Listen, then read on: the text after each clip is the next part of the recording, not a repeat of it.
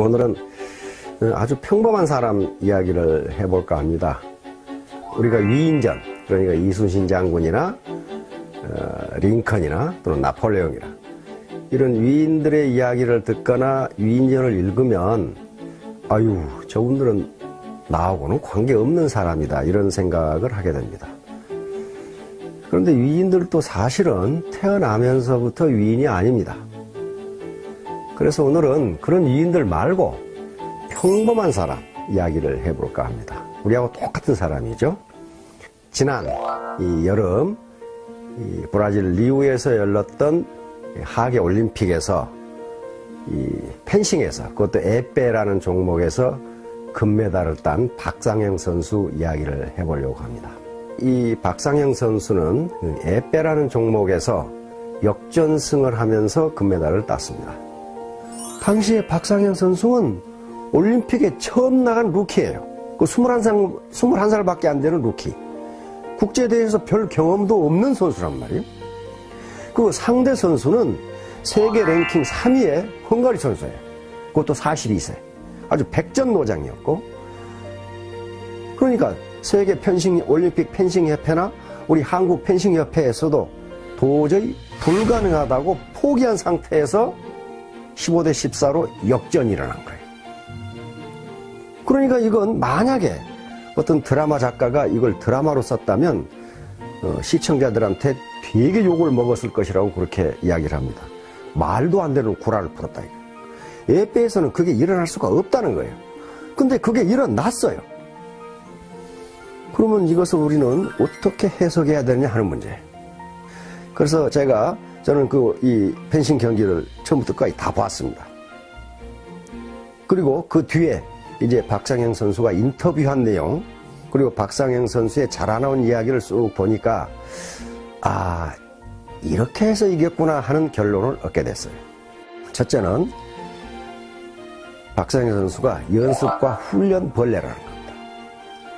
그 중학교 은사의 증언에 따르면 박상영 선수는 무슨 체육 영재라든가 특별히 운동신경이 발달해 있다든가 그런 선수가 아니었다고 그럽니다. 그래서 평범한 선수인데 연습벌레, 다시 말하면 박상영 선수 얘기에 의하면은 다른 선수보다 새벽에 3시간 먼저 나와서 연습을 했다고 그래요. 그러니까 연습을 엄청나게 한 거죠. 그러니까 이 위대한 자연법칙 중에 하나가 연력학 제1법칙이라는 게 있어요. 이건 에너지 보존의 법칙입니다. 다시 말하면 자기가 평소에 쌓은 노력은 헛되이 없어지지 않는다. 자기가 투입한 에너지는 헛되이 없어지지 않는다는 법칙이에요. 또 우리가 익히 알다시피 1만 시간의 법칙이라는 게 있습니다. 세계적으로 뛰어난 어떤 일을 이루려면은 1만 시간의 몰입이 있지 않고서는 불가능하다는 이론이고, 그것이 실제적으로 증명이 되고 있습니다. 그랬듯이 박상영 선수가 중학교 때부터 올림픽에 나갈 때까지, 21살이 될 때까지 매일 하루에 다른 사람보다 3시간 많이 연습을 했다는 건 1만 시간의 법칙이 그대로 적용되는 겁니다. 두 번째는 포기하지 않는 끈기예요. 포기하지 않는 거. 이건 박상영 선수가 자기가 말한 겁니다. 뭐라고 말했냐면은 포기하지 않으면 언젠가 기회가 온다, 이런 말을 했어요. 언젠가 기회가 온다. 그것이 자기 소신이다. 순자, 동양 고전 중에 하나인 순자라는 책에 보면 공재불사라는 말이 있습니다. 공재불사. 그 말은 무슨 말이냐면은 성공은 중도에 포기하지 않아야 한다, 그 말이에요. 성공하려면 중도에 포기하지 않아야 한다. 또 우리가 잘 아는 말에 이 수적천석이라는 말이 있습니다. 물방울이 떨어져서 돌에 구멍을 뚫는다. 계속 떨어지면, 물방울같이 연한 것도 또 약한 것도 돌에 계속 떨어지면 돌에 구멍이 뚫립니다. 우리 그 자연현상에서 많이 봐요. 그거와 똑같아요. 중도에 포기하지 않는 그 끈기, 그게 있으면 성공한다. 근데 박상영 선수는 그걸 가지고 있었어요. 또 자기 소신으로 가지고 있었어요. 그다음 세 번째 제가 찾아낸 것은 게임을 즐겼다는 거예요. 이건 기자의 질문에 나오더라고요. 기자가 이 게임에 임하기 전에 어떤 전략을 가지고 게임에 임했습니까?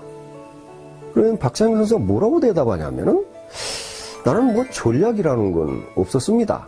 단지 이 올림픽에 나온다는 게 아무나 나올 수 있는 것도 아니고 올림픽이라는 게 세계적 축제인데 내가 여기에 가서 게임을 한다는 게 얼마나 즐거운 일이냐.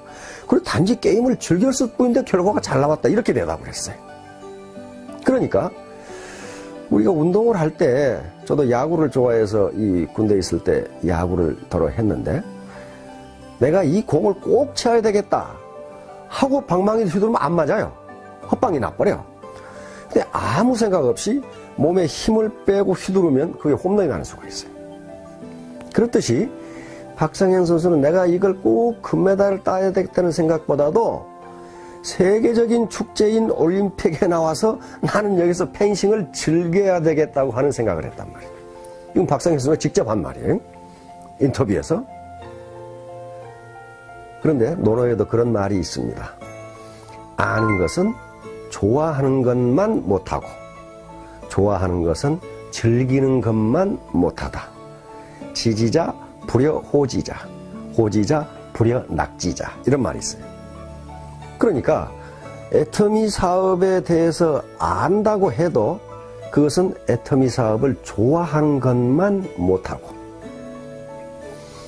애터미 사업을 좋아하는 정도에 그치지 않고 애터미 사업을 즐기게 되면은 반드시 성공하게 된다. 이게 세 번째 요인이에요. 제가 찾아낸 세 번째 요인입니다. 마지막으로 제가 또 찾아낸 것은 3라운드 중간에 잠깐 휴식 시간이 주어졌어요. 그때 점수가 10대 14야. 그러니까 헝가리 선수는 1점만 더 나면 동시타로 1점만 더 나버리면 지금 이기는 판국이에요.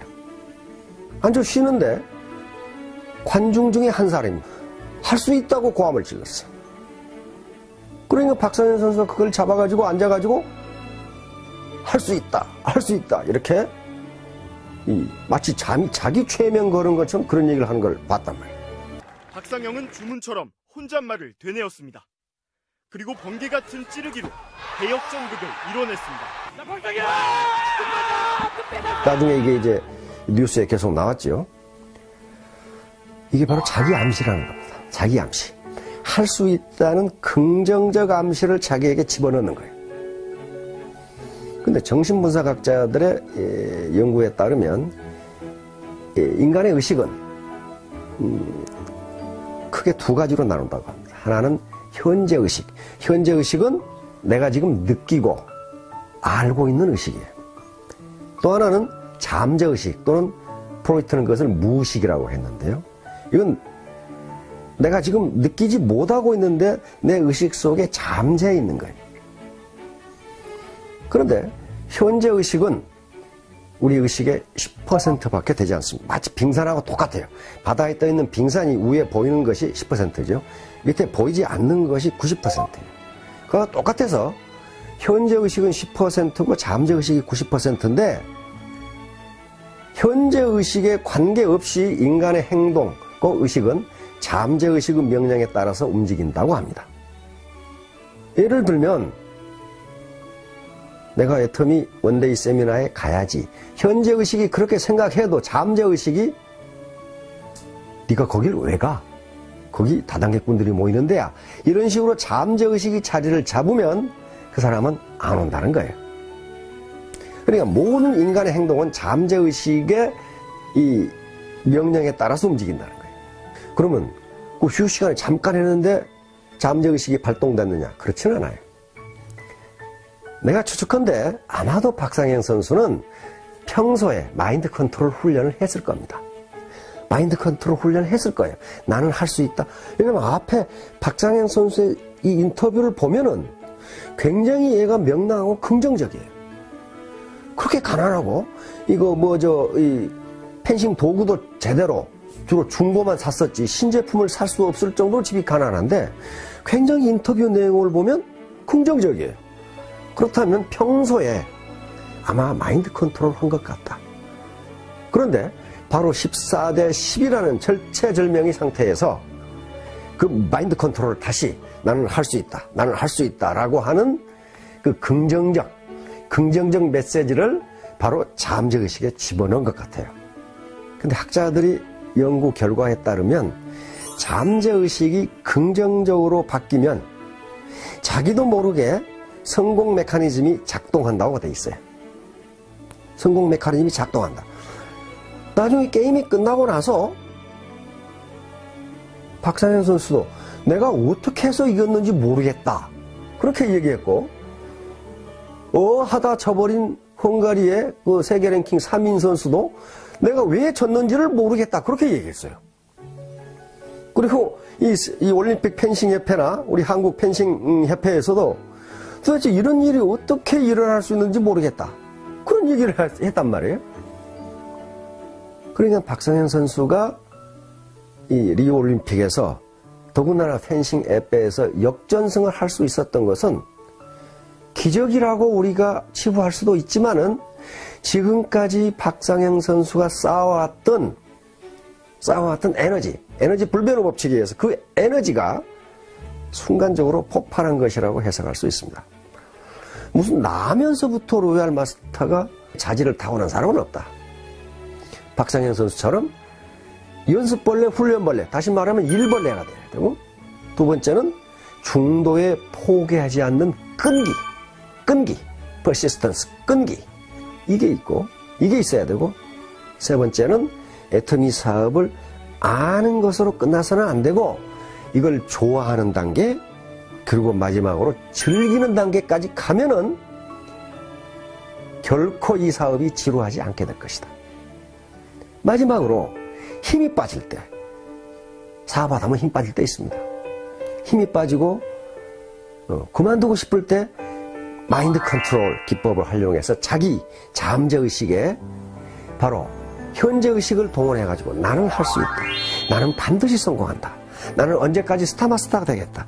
이런 긍정적인 메시지를 잠재의식 속에 각인시키면 우리 잠재의식은 자동적으로 자동적으로 성공 메커니즘을 작동시켜준다고 합니다.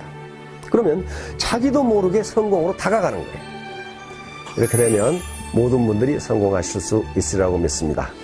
잘 들어주셔서 감사합니다.